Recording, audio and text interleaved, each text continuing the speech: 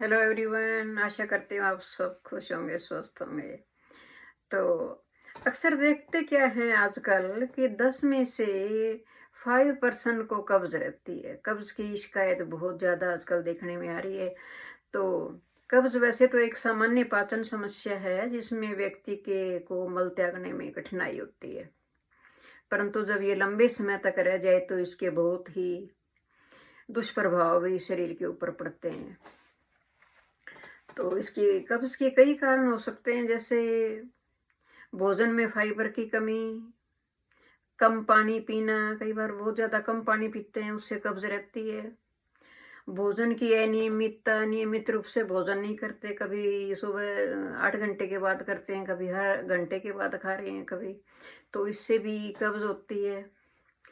और शारीरिक व्यायाम, घूमना फिरना कम हो बिल्कुल, उससे भी पाचन तंत्र बहुत ही सुस्त हो जाता है, सुस्ती से काम करता है, उससे कब्ज हो जाती है। तनाव, चिंता, स्ट्रेस, इससे भी बहुत ही शरीर के ऊपर नकारात्मक प्रभाव पड़ते हैं और कब्ज हो जाती है।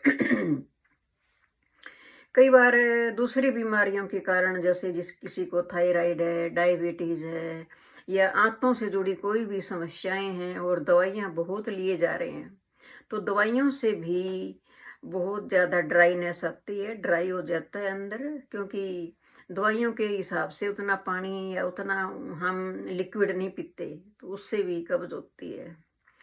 तो इसको देखते हैं कैसे ठीक करें। कि नंबर एक तो फाइबर युक्त हमें भोजन लेना चाहिए। जैसे जब आटा पिसवाएं तो थोड़ा दरदरा दरदरा मोटे आटे की रोटी खानी चाहिए। ज़्यादा बारीक पीसी आटे की रोटी नहीं खानी चाहिए, उससे कब्ज होती है। और साबुत अनाज, दालें ज़्यादा से ज़्यादा प्रयोग में लानी चाहिए। और ताज़े फल, हरी सब्जियां, हरी सब्जियों के सैलेड ज़्यादा से ज़्यादा प्रयोग में लाना चाहिए।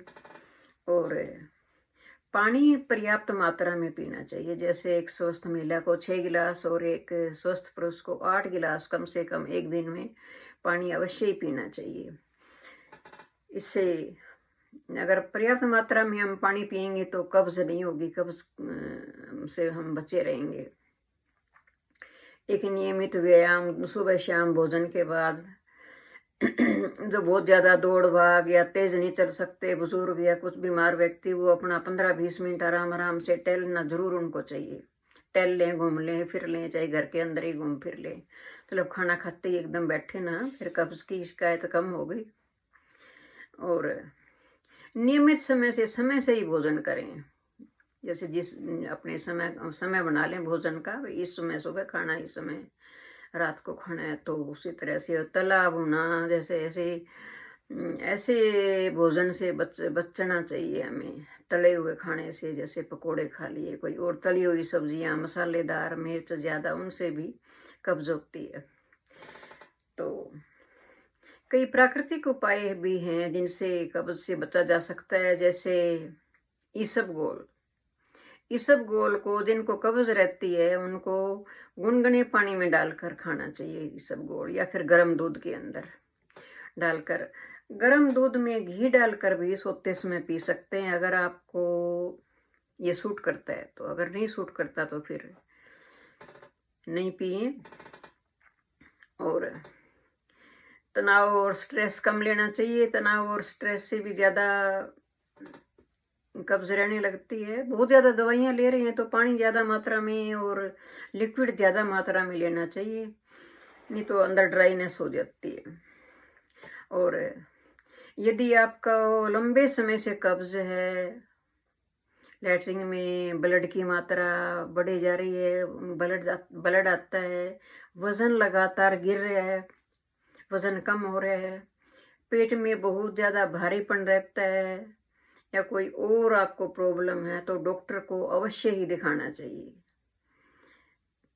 क्योंकि घर के उपचार तो उसी समय तक हैं जब तक आपकी ज़्यादा मतलब बीमारियां काबू में रखने की, जब हों काबू में हों। अगर काबू से बाहर हैं, जैसे बहुत ज़्यादा ब्लड मल के अंदर आ रहे हैं, लंबे समय से कब्ज है, पेट में भारीपन है, वजन गिरे जा रहा है, तो अवश्य ही डॉक्टर की राय लेनी चाहिए। और कई बार तो इन्हीं चीज़ों से भी ठीक हो जाता है, जैसे फाइबर युक्त भोजन लेने से, पर्याप्त पानी पीने से, नियमित व्यायाम करने से, टहलने से, और ये इसबगोल की को गर्म गुनगुने पानी से लेने से, या फिर दूध के अंदर घी डालकर पीने से कई बार ठीक हो जाता है। पर अगर ठीक ना हो, ज़्यादा मतलब कोई प्रॉब्लम है, तो डॉक्टर से अवश्य सलाह लेनी चाहिए। तो आशा करती हूँ आपको जानकारी पसंद आई होगी। Thank you.